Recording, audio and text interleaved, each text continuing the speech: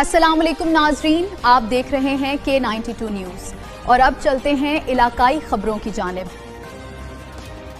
ज़िला कश्मीर से bureau chief Abdul Razzaq ओगाही की रिपोर्ट शामिल करते हैं। गौसपुर में दीवान बरादरी के घरों में होने वाली डकैती की वारदात के खिलाफ एहतजाज का सिलसिला जारी है।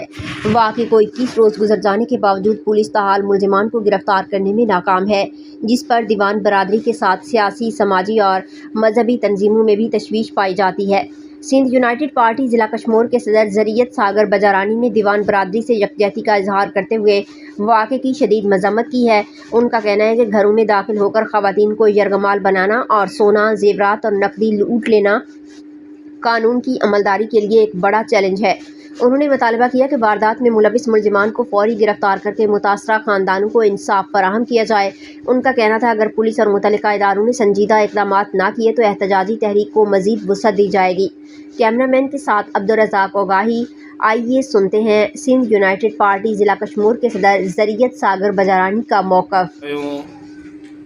SUP ज़िले कश्मीर जे सदर उस्ताद ज़रियत सागर बजरानी साहब सां ऐं उन सां को पुछा कंदासीं त साईं दीवान बिरादरी जी घोसपुर मां फुरत थी आहे, जंहिंखे 20 खां 22 ॾींहं थी विया आहिनि।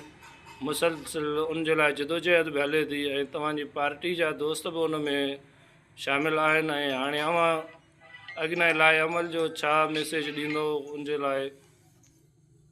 ॾिसो अदा घोसपुर जे हिंदू बिरादरी सां जेको घरनि में बचनि में नंगनि में घिरी करे जेका फुरत थी आहे, यकीनन इहो अफ़सोसनाक अमल आहे।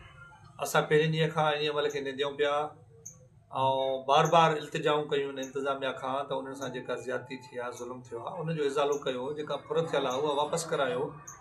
21 ॾींहं थी विया आहिनि त ही मुसलसल तहरीक में आहिनि। घोसपुर जा हिंदू कम्यूनिटी तोड़े उन सां गॾोगॾु मुख़्तलिफ़ जेके जमायतूं आहिनि, मज़हबी जमायतूं, कॉपरस जमायतूं, पर उन सां असांजी सिंध यूनाइटेड पार्टी बि शान बशाना पहिरें ॾींहं खां डे 1 खां बीठी आहे।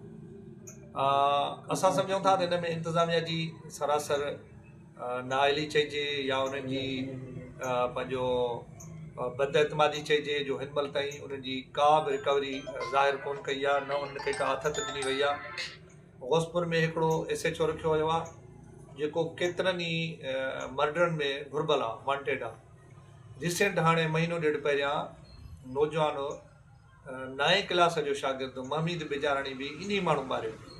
हाणे जेको मासूमनि जो कातिल हुजे, ॿारनि जो कातिल हुजे, वरी उनखे तव्हां हेॾो थाणो ॾेई करे उनखे तव्हां अञा वधीक जेको आहे त माण्हुनि खे फुर लुट जे लाइ छेक ॾेई छॾियो आहे उन SHO खे। जीअं वणे उन्हनि सां